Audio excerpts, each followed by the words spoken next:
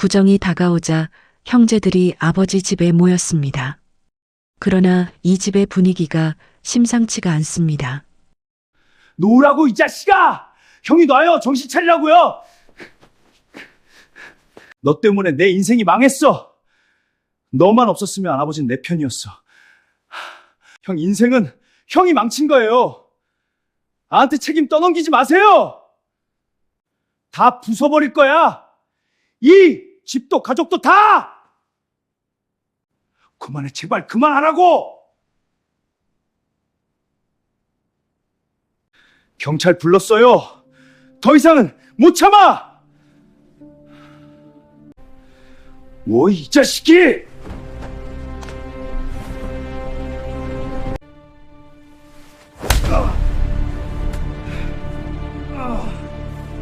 어찌된 일일까요?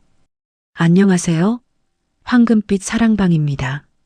구독과 좋아요 부탁드리겠습니다.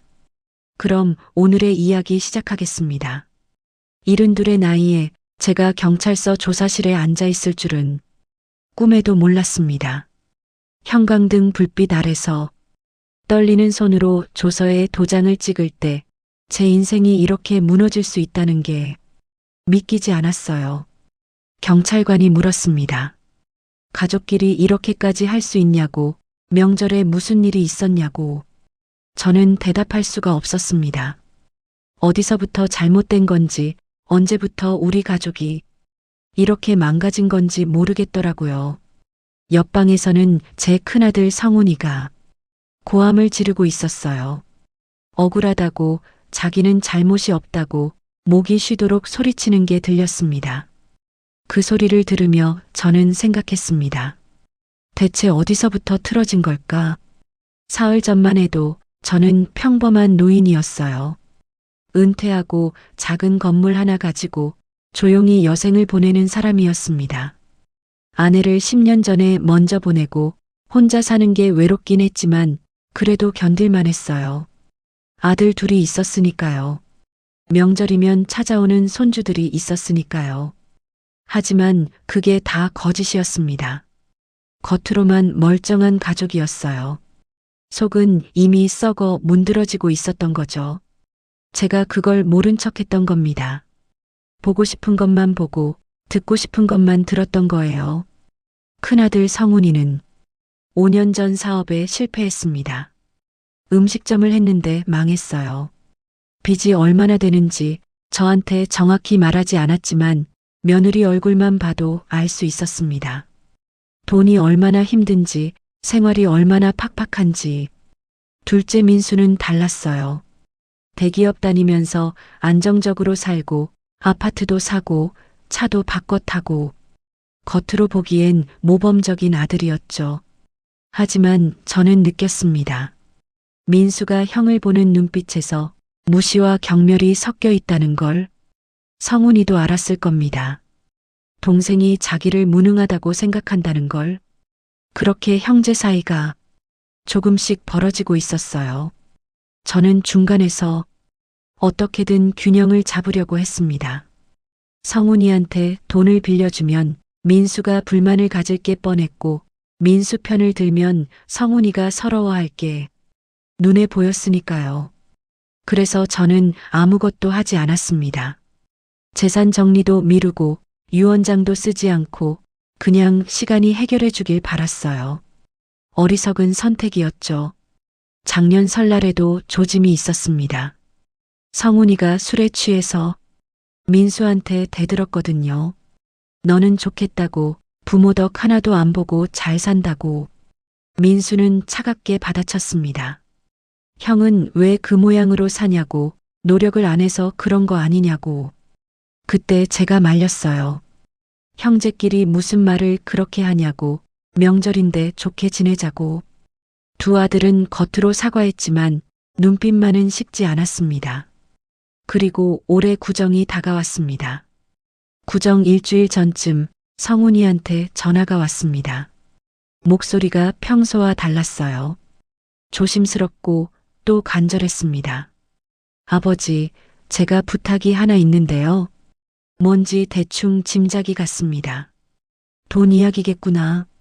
성훈이는 한참을 돌려 말하다가 결국 본론을 꺼냈어요. 사업을 다시 시작하고 싶다고, 이번엔 확실한 아이템이 있다고, 3천만 원만 빌려달라고. 제 통장에 그 돈이 없는 건 아니었습니다. 건물 월세 받아서 모은 돈이 있었으니까요. 하지만 선뜻 내줄 수가 없었어요. 5년 전에도 똑같은 말을 했거든요. 확실하다고, 이번엔 다르다고. 결과는 처참한 실패였습니다. 그리고 민수를 생각하면 형한테만 돈을 주는 게 공평하지 않다는 생각도 들었어요. 저는 애매하게 대답했습니다. 생각 좀 해보마. 구정 때 얘기하자. 성훈이는 알았다고 했지만 목소리에 실망이 묻어났어요. 전화를 끊고 나니 가슴이 답답했습니다. 아들이 도와달라는데 아버지가 못 도와주다니. 하지만 지난 5년간 성훈이한테 들어간 돈이 2천만 원이 넘었어요. 생활비 명목으로, 손주 학원비로 이것저것 보태준 게 쌓이고 쌓였습니다. 민수는 그런 거 한 번도 요구한 적이 없었어요. 그게 도리어 제 마음을 더 무겁게 만들었습니다. 이틀 뒤 민수한테도 전화가 왔습니다. 아버지, 구정 때 형이랑 무슨 얘기 하실 거예요? 뭔 소리냐고 물었더니 형이 또 돈 달라고 했죠? 민수는 이미 다 알고 있었어요. 저는 놀랐습니다. 성훈이가 동생한테 말했나 싶었는데 민수 말로는 형수한테 들었다고 하더군요. 아버지, 이번엔 안 됩니다. 민수의 목소리는 단호했어요. 형은 돈을 줘도 소용없어요. 사업 감각이 없는 사람이에요. 그냥 밑 빠진 독에 물 붓기예요. 저는 민수한테도 애매하게 얼버무렸습니다. 아직 결정 안 했다고, 구정 때 보고 생각하겠다고. 민수는 한숨을 쉬었습니다. 아버지가 계속 이러시니까 형이 더 의존하는 거예요. 이제 선 그어야 해요. 전화를 끊고 나서 저는 한참을 멍하니 앉아 있었습니다. 두 아들 사이에 끼어서 제가 할 수 있는 게 뭔지 도통 모르겠더라고요. 구정 사흘 전 여동생 순자한테도 전화가 왔습니다. 오빠, 올해 구정은 조용히 넘어가면 좋겠어. 순자는 작년 설날 소동을 또렷이 기억하고 있었어요. 성훈이랑 민수 둘이 싸우는 거 내가 다 봤잖아. 올해는 술 좀 적당히 먹으라고 해. 저는 알았다고 했지만 걱정이 가시지 않았습니다. 명절 전날 밤 저는 잠을 설쳤어요. 왜인지 불길한 예감이 들었습니다. 이번 구정이 평범하게 지나가지 않을 것 같은 느낌. 새벽에 겨우 잠이 들었는데 꿈을 꿨어요. 아내가 나타나서 눈물을 흘리며 말했습니다. 당신이 너무 우유부단해서 애들이 저 모양이 된 거예요. 꿈에서 깨어났을 때 베개가 눈물로 젖어 있었습니다. 구정 당일 아침 저는 일찍 일어나 집안을 정리했습니다. 거실 테이블을 닦고 과일을 깎아놓고 아이들이 좋아하는 음료수도 준비했어요. 마음 한편으로는 이번에야말로 평화로운 명절이 되길 간절히 바랐습니다. 오전 11시쯤 민수 가족이 제일 먼저 도착했어요. 며느리는 정갈한 옷차림에 손주들은 새 옷을 입고 왔습니다. 할아버지, 세배하러 왔어요. 손주들이 절을 하고 저는 미리 준비한 세배돈을 건넸죠. 민수는 차분하게 인사를 했고 며느리도 예의 바르게 행동했어요. 하지만 어딘가 어색했습니다. 웃음 속에 긴장이 섞여 있었어요. 형님네는 언제 와요? 며느리가 조심스럽게 물었습니다. 아마 곧 올 거다. 제가 대답하는 순간 현관문이 열렸어요. 성훈이 가족이었습니다. 분위기가 확 바뀌었어요. 공기가 무거워지는 게 느껴졌습니다. 성훈이는 술 냄새를 풍기며 들어왔어요. 벌써 낮부터 마신 모양이었습니다. 형수 지영 씨 얼굴은 굳어 있었고 손주들은 위축된 표정이었어요. 아버지, 구정 잘 보내세요. 성훈이의 인사는 건성이었습니다. 그는 민수를 힐끗 보더니 거실 소파에 털썩 앉았어요. 민수는 형을 보고도 아무 말하지 않았습니다. 형님, 안녕하세요. 먼저 인사를 한 건 민수 아내였어요. 성훈이는 대충 고개만 끄덕였습니다. 제가 분위기를 바꿔보려고 음식을 내오고 이것저것 챙겼지만 냉랭한 공기는 가시지 않았어요. 점심을 먹는 내내 두 형제는 서로 눈도 마주치지 않았습니다. 아이들만 제잘거렸고 어른들은 입만 움직였어요.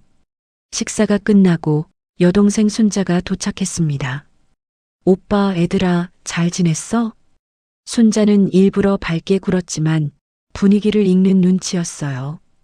그녀는 제 옆에 앉더니 작은 목소리로 속삭였습니다. 오빠, 오늘 조심해. 분위기가 예사롭지 않아. 저도 알고 있었습니다.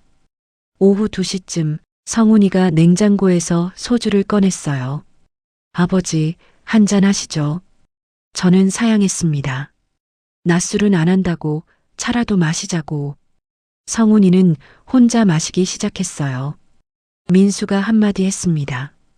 형, 낮부터 술은 좀 그러지 않아요? 성훈이가 쏘아봤습니다. 내가 뭘 마시든 내가 왜 참견이야? 민수는 더 이상 말하지 않고 핸드폰만 들여다봤어요. 그게 도리어 성훈이를 더 자극한 것 같았습니다. 너 맨날 그 모양이지. 형한테는 관심도 없고 잘난 척만 하고. 민수는 핸드폰을 내려놓고 차분하게 대답했습니다. 형, 오늘 명절인데 좋게 지내요. 좋게 지내? 성훈이가 비웃었어요. 넌 항상 그렇게 말만 그럴싸하게 하지. 실제로는 형 따위 안중에도 없으면서. 저는 끼어들었습니다. 얘들아, 그만해. 오늘은 구정이잖아. 성훈이가 저를 봤습니다. 그 눈빛이 서늘했어요. 아버지도 똑같아요. 말로는 두 아들 다 사랑한다고 하면서 실제로는 차별하잖아요. 제 가슴이 철렁 내려앉았습니다. 성훈이의 말에 거실이 조용해졌습니다. 아이들은 눈치를 보며 방으로 들어갔고 며느리들은 어쩔 줄 몰라 했어요. 내가 뭘 차별했다는 거냐? 제가 물었지만 목소리가 떨렸습니다. 성훈이는 소주잔을 비우고 비웃듯 말했어요. 아버지는 항상 민수 편이었어요. 나는 항상 뒷전이었고. 민수가 끼어들었습니다. 형, 그게 무슨 소리예요? 아버지가 형한테 얼마나 많이 도와주셨는데. 도와줬다고? 성훈이가 고개를 돌렸습니다. 내가 뭘 아냐? 내가 아버지한테 돈 한 푼이라도 달라고 해본 적 있어? 없지. 왜냐면 넌 필요 없으니까. 성훈이의 목소리가 커졌어요. 나는 달라. 나는 아버지한테 손 벌려야 겨우 살 수 있는 인간이야. 그게 얼마나 비참한지 너는 몰라. 민수는 한숨을 쉬었습니다. 형, 그건 형 선택이었잖아요. 누가 사업하라고 했어요? 누가 빚을 지라고 했어요? 성훈이가 벌떡 일어섰습니다. 뭐라고? 분위기가 급격히 나빠졌어요. 저는 두 사람 사이에 섰습니다. 이야기를 끝내자, 제발. 하지만 성훈이는 멈추지 않았습니다. 아버지, 오늘 결정하세요. 제가 부탁드린 그 돈 빌려주실 건지 말 건지. 민수가 끼어들었습니다. 아버지, 안 됩니다. 형한테 또 돈을 주시면 안 돼요. 성훈이가 민수를 노려봤습니다. 내가 뭔데 간섭이야? 아버지 돈인데 내가 왜 못 받아? 내 돈도 아니잖아. 민수도 목소리를 높였어요. 형은 그동안 받은 것도 많아. 이제 그만해야지. 순자 고모가 나섰습니다. 애들아, 진정해. 오늘 명절인데 왜 이래? 하지만 성훈이는 이미 이성을 잃은 상태였어요. 그는 소주병을 집어들고 또 한 잔을 따라 마셨습니다. 고모도 아시잖아요. 우리 집안에서 나만 왕따예요.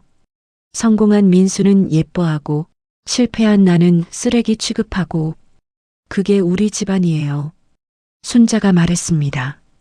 성훈아, 그런 말하는 거 아니야. 내 아버지가 너를 얼마나 걱정하는데. 성훈이는 비웃었어요. 걱정? 걱정하면서 돈은 안 주면. 그게 무슨 걱정이에요? 저는 결국 입을 열었습니다. 성훈아, 그 돈은 못 빌려준다. 성훈이가 저를 쳐다봤습니다. 눈에 눈물이 맺혀 있었어요. 왜요? 제 가슴이 찢어지는 것 같았지만 말을 이어갔습니다. 내가 5년 전에 실패했을 때 아버지가 얼마나 속상했는지 아냐?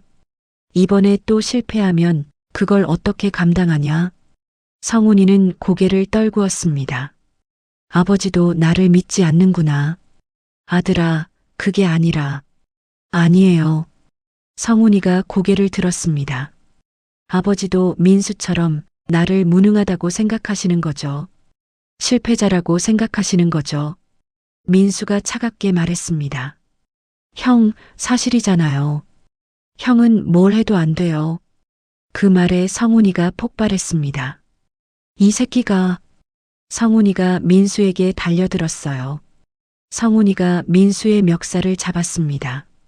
민수도 가만히 있지 않았어요. 형의 손을 뿌리치며 밀어냈습니다. 저는 급하게 두 사람 사이에 끼어들었지만 70이 넘은 제 힘으로는 역부족이었어요. 놓으라고, 이 자식아. 성훈이가 고함을 질렀습니다.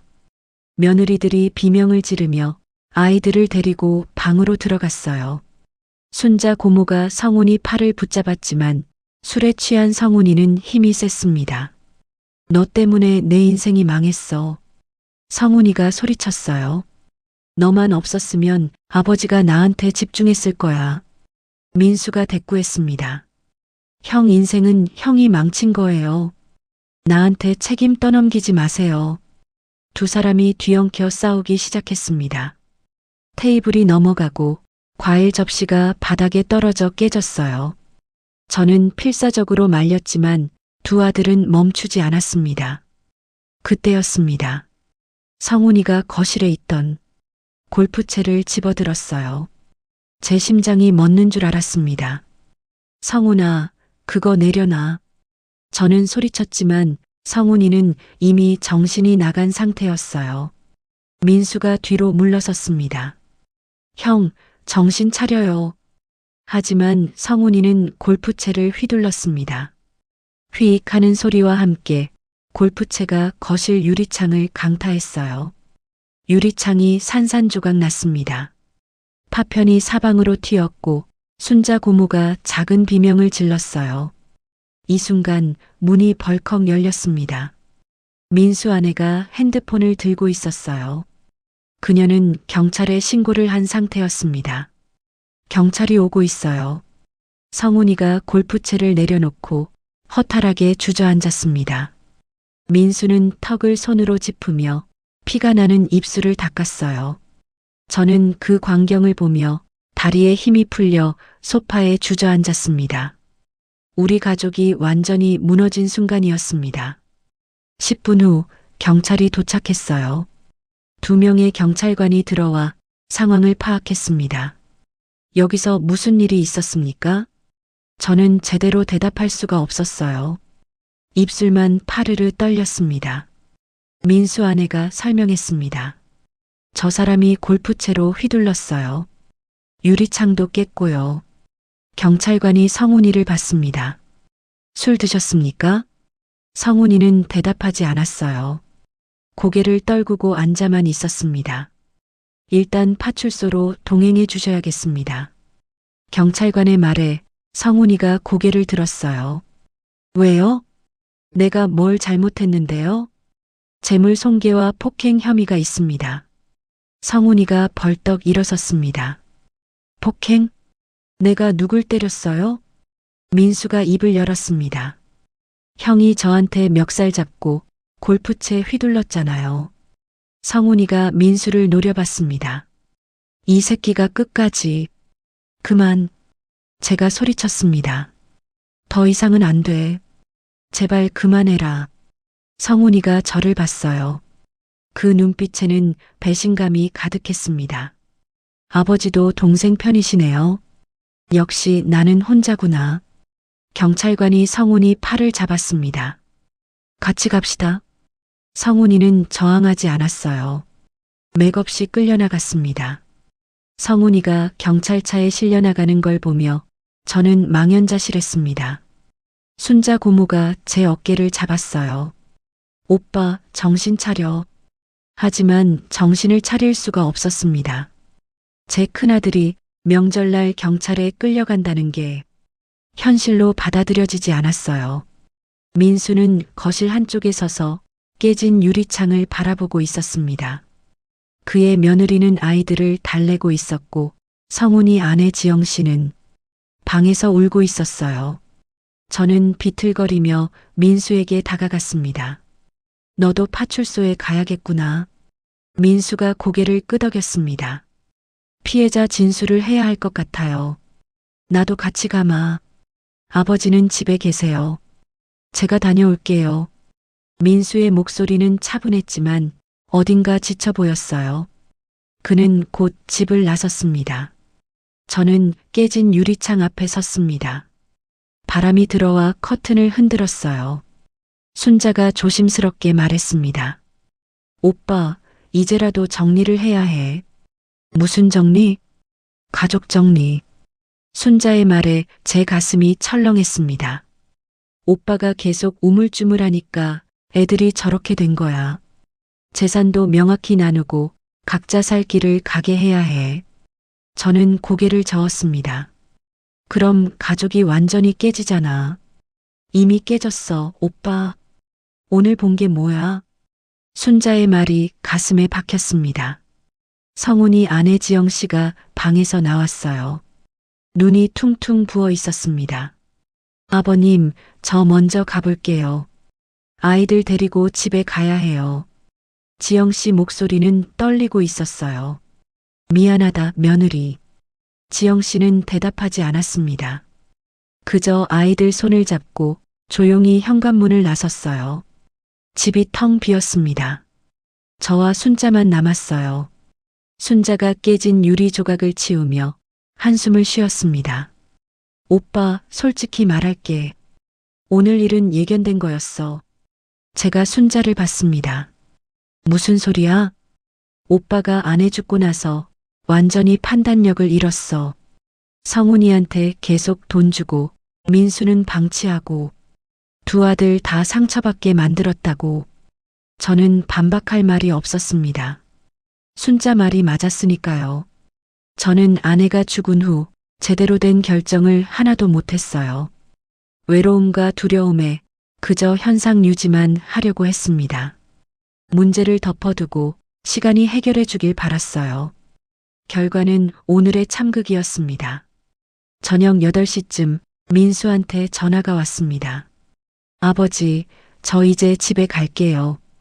형은 내일 조사받고 풀려날 거래요. 성훈이는 일단 유치장에서 하룻밤 자야 해요. 술도 깰 겸. 제 목소리가 떨렸습니다. 유치장이라니. 민수는 한숨을 쉬었습니다. 아버지, 이제 결정하셔야 해요. 무슨 결정?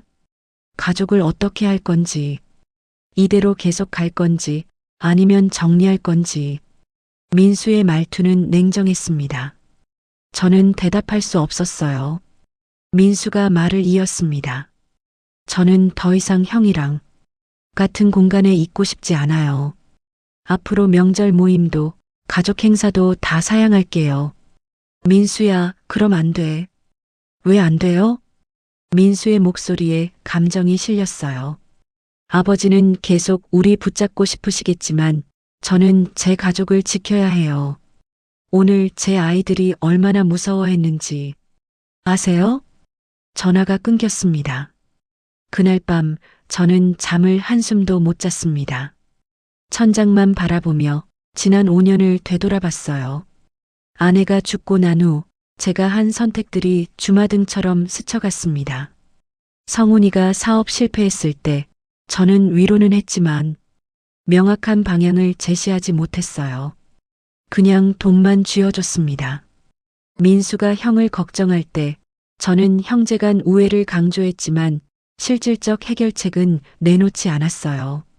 그저 참으라고만 했습니다. 재산 정리를 해야 한다는 걸 알면서도 차일피일 미뤘어요. 두 아들이 싸울까봐, 가족이 깨질까봐 두려워서. 하지만 결과는 더 참혹했습니다. 다음 날 아침 파출소에서 연락이 왔습니다. 성훈이가 풀려난다고, 보호자가 데리러 오라고. 저는 택시를 타고 파출소로 갔어요. 성훈이는 창백한 얼굴로 앉아 있었습니다. 하룻밤 만에 10년은 늙어 보였어요. 저는 경찰관한테 물었습니다. 우리 아들이 어떻게 되는 겁니까? 민수 씨가 고소를 취하했습니다. 그래서 방면됩니다. 다만 재물 손괴 부분은 아버님이 피해자시니까 합의하시면 됩니다. 저는 고개를 끄덕였어요.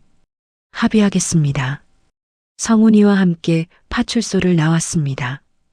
택시를 타고 가는 내내 우리는 한마디도 하지 않았어요. 성훈이는 창밖만 바라봤습니다. 집 앞에 도착했을 때 성훈이가 처음으로 입을 열었습니다. 아버지, 저 이제 안 올게요. 제 가슴이 철렁했습니다. 무슨 소리냐? 명절에도 제사에도 가족 모임에도 안 올 거예요. 성훈아, 민수도 안 오겠다고 했잖아요. 그럼 저도 안 가는 게 맞죠? 성훈이가 저를 봤습니다. 아버지는 가족 지키고 싶으셨겠지만 이미 늦었어요. 우리 가족은 진작에 깨졌어요. 성훈이는 택시에서 내려 자기 차로 걸어갔습니다. 저는 그 뒷모습을 보며 주저앉고 싶었어요. 집으로 돌아왔을 때 순자가 기다리고 있었습니다. 오빠 결정했어? 저는 소파에 앉아 고개를 떨구었습니다. 모르겠어. 뭘 어떻게 해야 할지 모르겠어. 순자가 제 옆에 앉았습니다. 오빠, 이제라도 정리해. 재산을 명확히 나누고 각자 독립하게 해. 그럼 가족이 완전히 남남이 되잖아. 이미 남남이야. 순자의 말이 비수처럼 꽂혔습니다. 오빤 두 아들 다 잡으려다가 둘 다 놓친 거야. 이제라도 정리하고 나중에 시간이 지나면 어쩌면 또 모일 수 있을지도 몰라. 하지만 지금처럼 가면 영원히 원수로 남아.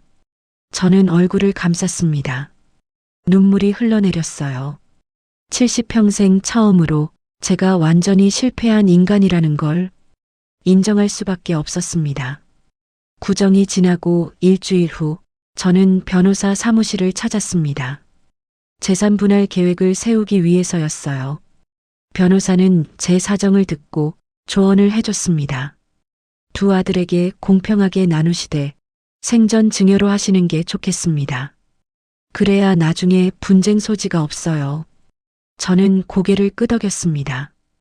그리고 유언장도 작성했어요. 만약 제가 죽으면 남은 재산을 어떻게 처리할지 명확히 적어뒀습니다. 집으로 돌아와 두 아들에게 각각 편지를 썼습니다. 성훈이에게는 이렇게 썼어요. 아들아, 아버지가 미안하다. 내가 힘들 때 제대로 된 길을 제시하지 못하고 그저 돈만 쥐어준 게 후회된다. 내가 스스로 일어서길 바랐지만 방법을 잘못 택했구나. 이제 아버지 재산의 절반을 준다. 이걸로 마지막이다. 더 이상 아버지한테 기대지 말고 내 힘으로 살아가거라. 민수에게는 이렇게 썼습니다. 아들아, 너한테도 미안하다. 내가 형을 걱정할 때 제대로 들어주지 못했구나. 항상 참으라고만 했지. 내 입장은 생각 못했어. 재산의 절반을 준다. 형과 똑같은 몫이다. 더 이상 형 문제로 내가 희생할 필요 없다. 내 가족을 잘 지켜라. 편지를 붙이고 며칠 후 성훈이한테 전화가 왔습니다. 아버지, 편지 받았어요. 목소리가 떨리고 있었어요. 고맙습니다. 성훈아, 이제 제대로 계획 세워서 살아라. 아버지는 더 이상 도와줄 수 없다. 알아요. 성훈이는 한참 침묵하다가 마지막으로 말했습니다. 아버지, 사랑해요. 나도 사랑한다, 아들아. 전화를 끊고 나서 저는 한참을 울었습니다. 민수한테도 전화가 왔어요. 아버지, 감사합니다. 민수야, 내 가족 잘 지켜라. 그게 가장 중요한 거다. 네, 알겠습니다. 민수도 잠시 침묵하더니 조심스럽게 물었습니다. 아버지, 언젠가 시간이 지나면 저희 다시 모일 수 있을까요? 저는 창밖을 바라봤습니다. 모르겠구나. 하지만 그날이 오길 바란다. 지금은 각자 떨어져 있는 게 맞는 것 같아. 네, 아버지. 전화를 끊고 저는 빈 집을 둘러봤습니다. 명절이면 북적였던 거실, 손주들 웃음소리로 가득했던 방, 이제는 모두 조용했어요. 하지만 저는 알았습니다. 이게 맞는 선택이라는 걸, 늦었지만 이제라도 한 결정이라는 걸. 저는 책상 서랍에서 아내 사진을 꺼냈습니다. 여보, 내가 결국 결정을 했소. 당신이 살아있었으면 이렇게까지 안 됐을 텐데. 하지만 이제라도 바로잡으려고 합니다. 아내는 사진 속에서 조용히 미소 짓고 있었어요. 그날 저녁 저는 오랜만에 깊이 잠들었습니다. 가슴 한편이 텅 빈 것 같았지만 동시에 어떤 무게가 내려간 기분이었어요. 제가 깨달은 건 이겁니다. 가족을 지킨다는 건 무조건 함께 있는 게 아니라는 것. 때로는 떨어져 있는 게 서로를 위한 사랑일 수 있다는 것. 그리고 부모의 우유부단함이 자식들의 인생을 얼마나 망칠 수 있는지. 만약 과거로 돌아갈 수 있다면 저는 아내가 죽은 직후 명확한 결정들을 내렸을 겁니다. 하지만 인생에 되돌리기는 없습니다. 이제 저는 홀로 남은 시간을 조용히 살아갈 겁니다. 언젠가 두 아들이 저를 용서하고 찾아오길 바라면서 그때는 제대로 된 아버지가 되어 그들을 맞이하고 싶습니다. 이게 제 이야기입니다. 70이 넘어서야 깨달은 가족의 의미와 부모의 책임에 대한 뼈아픈 교훈입니다. 이 이야기가 마음에 드셨다면 구독과 좋아요 부탁드리겠습니다. 이야기 끝까지 들어주셔서 감사합니다. 행복한 하루 되세요.